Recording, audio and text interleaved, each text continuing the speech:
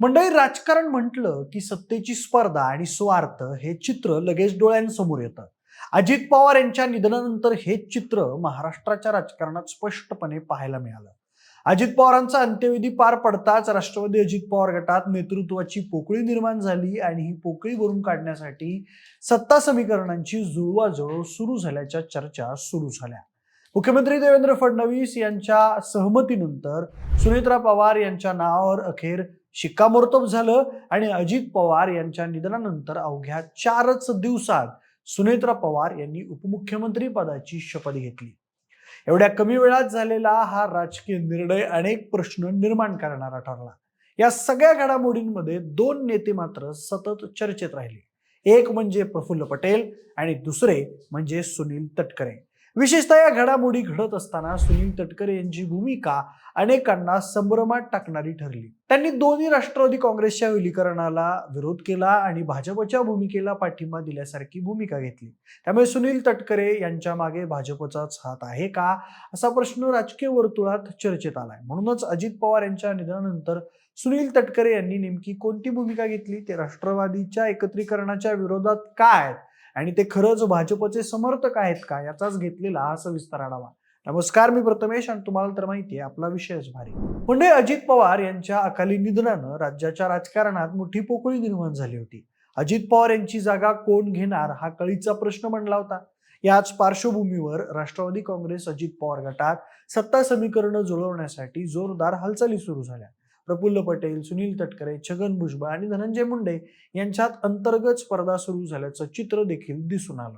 अजित पवारांकडे असलेली महत्वाची पदं आपल्या झोळीत पाडण्यासाठी प्रत्येक जण प्रयत्नशील होता. कोणाची नजर पालकमंत्री पदावर होती तर कुणी थेट कॅबिनेट मंत्री पदासाठी लॉबिंग सुरू केलं होतं. मात्र अखेरीस सगळ्यांचं राजकीय गणित बदललं. अर्थखातं वगळता अजित पवारांकडे असलेली इतर सर्व महत्वाची खाती सुनेत्रा पवार यांच्या हाती सोपवण्यात आली.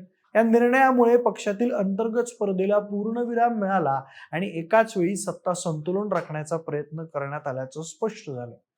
दरम्यान अजित पवार यांच्या निधनानंतर निर्माण झालेल्या राजकीय पोकळीत सर्वाधिक चर्चेत आलेली नावं म्हणजे राष्ट्रवादी काँग्रेस अजित पवार गटाचे प्रदेशाध्यक्ष सुनील तटकरे आणि राष्ट्रीय कार्याध्यक्ष प्रफुल्ल पटेल. म्हणजे अजित पवार यांच्या अकाली निधनानंतर हा गट नेतृत्वहीन झाला होता आणि पक्षाचं नेतृत्व नेमकं कोण करणार हा मोठा प्रश्न निर्माण झाला होता. याच काळात दोन्ही राष्ट्रवादी काँग्रेस एकत्र येणार अशा चर्चाही जोरात सुरू होत्या. मात्र सत्ता समीकरण लक्षात घेऊन भाजपच्या नेतृत्वाखालील सुनील तटकरे आणि प्रफुल्ल पटेल यांनी घाईघाईत सुनेत्रा पवार यांचा मुख्यमंत्री पदाचा शपथविधी करून घेतल्याचं चित्र समोर आलं. या सगळ्या घडामोडींमध्ये सुनील तटकरे यांची भूमिका सतत केंद्रस्थानी राहिली. सुनील तटकरे यांनी सुरुवातीपासूनच दोन्ही राष्ट्रवादी काँग्रेसच्या विलिनीकरणाला स्पष्ट विरोध केला. पक्ष एकत्र यावा अशी चर्चा सुरू असताना तटकरे यांनी मात्र वेगळी आणि स्वतंत्र भूमिका घेतल्याचं दिसून आलं. याशिवाय त्यांनी भाजपला अनुकूल अशी भूमिका घेतल्यामुळे त्यांच्या राजकीय भूमिकेबाबत संशय अधिक गडदपणे समोर आला. अजित पवार यांच्या निधनानंतर अवघ्या 4च दिवसात सुनेत्रा पवार यांना उपमुख्यमंत्रीपद मिळालं. या निर्णयामागेही सुनील तटकरे यांची महत्वाची भूमिका होती अशी चर्चा देखील राजकीय वर्तुळात रंगू लागली. भाजपसोबत सत्तेत राहणं आणि सरकारचं स्थैर्य टिकवणं हाच सुनील तटकरे यांचा मुख्य राजकीय उद्देश असल्याचं सध्या बोललं जात आहे. दरम्यान आता सुनील तटकरे यांनी नुकतीच एबीपी माझा या वृत्तवाहिनीला दिलेल्या मुलाखतीत दोन्ही राष्ट्रवादी काँग्रेस एकत्र येणार नाहीत हेच ठाम शब्दात स्पष्ट केलंय. विलिनीकरण होणार म्हणजे नेमकं कोणता पक्ष कोणत्या पक्षात जाणार असा सवाल करत त्यांनी थेट शरद पवार यांनाच टोला लगावला. यावेळी बोलताना तटकरे म्हणाले की गेली 2.5 वर्ष आम्ही एनडीए मध्ये म्हणजेच भाजप सोबत आहोत. आमचा सहभाग कालही एनडीए मध्ये होता, आजही आहे आणि उद्याही राहील. त्यामुळे आमच्या सोबत यायचं असेल तर त्यांनी आधी आपली भूमिका स्पष्ट करावी, यानंतरच यावर चर्चा होऊ शकते. पुढे बोलताना सुनील तटकरे यांनी अजित पवार यांच्या राजकीय इच्छाशक्तीबाबत आणि पक्षाच्या सध्याच्या भूमिकेबाबतही महत्वाचे खुलासे केले. तटकरे यांच्या म्हणण्यानुसार अजित पवार यांची 2019, 2022 आणि 2023 या काळात भारतीय जनता पक्षासोबत राष्ट्रवादी काँग्रेसचं सरकार स्थापन करण्याची इच्छा होती. मात्र ही भूमिका पक्षाने स्वीकारली नाही.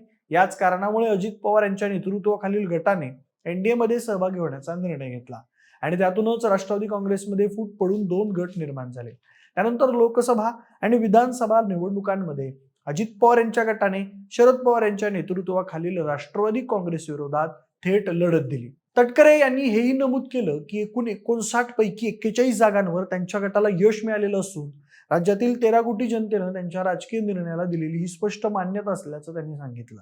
खरं तर मंडळी, महाराष्ट्राच्या राजकारणात पवार कुटुंबाची पकड अधिक मजबूत ठेवायची असेल तर अजित पवार यांच्यानंतर पवार कुटुंबाचं पुन्हा एकत्र येणं ही काळाची गरज बनली आहे. पवार कुटुंब एकत्र आलं तर राष्ट्रवादी काँग्रेसची ताकद पुन्हा वाढू शकते आणि राज्याच्या राजकारणात एक मजबूत पर्याय उभा राहू शकतो. मात्र पवार कुटुंब एकत्र आलं तर भाजपला आणि राष्ट्रवादी काँग्रेस अजित पवार गटातील काही नेत्यांना मोठं राजकीय नुकसान होण्याची शक्यता आहे.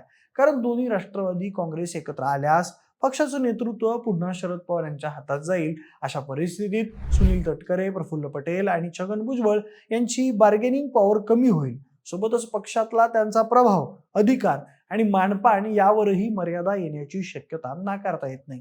तर दुसरीकडे दोन्ही राष्ट्रवादी एकत्र आल्यास भाजपसमोर शरद पवार यांच्या नेतृत्वाखालील एक मोठा आणि संघटित विरोधक उभा राहील. त्यामुळेच भाजपकडून सुनील तटकरे यांना शरद पवार विरोधी भूमिका घेण्यासाठी पुढे केलं जात आहे, अशी चर्चा सध्या राजकीय वर्तुळात रंगली आहे. एकंदरीत या सर्व घडामोडींकडे पाहिलं तर अजित पवार यांच्या निधनानंतरचं महाराष्ट्राचं राजकारण हे भावनिक कमी आणि सत्ता केंद्रित जास्त झालेलं दिसतं. नेतृत्वाची पोकळी निर्माण होताच ती भरण्यासाठी जी घाई झाली त्यातूनच अनेक राजकीय संकेत स्पष्ट होतात. सुनेत्रा पवार यांचा अवघ्या 4 दिवसात उपमुख्यमंत्री पदाचा शपथविधी होणं हा निर्णय केवळ कुटुंबियांचा नव्हे तर सत्ता स्थिर राखण्यासाठी घेतलेला सामूहिक आणि अगदीच रणनीतिक निर्णय होता असं दिसतं. या संपूर्ण प्रक्रियेत सुनील तटकरे यांची भूमिका निर्णायक होती. विलिनीकरणाला विरोध, एनडीएशी ठाम निष्ठा आणि शरद पवारांवर अप्रत्यक्ष टीका हे सगळं पाहिलं तर तटकरे यांची भूमिका वैयक्तिक मतांपुरती मर्यादित न राहता सध्याच्या सत्ता समीकरणांना पूरक अशी आहे.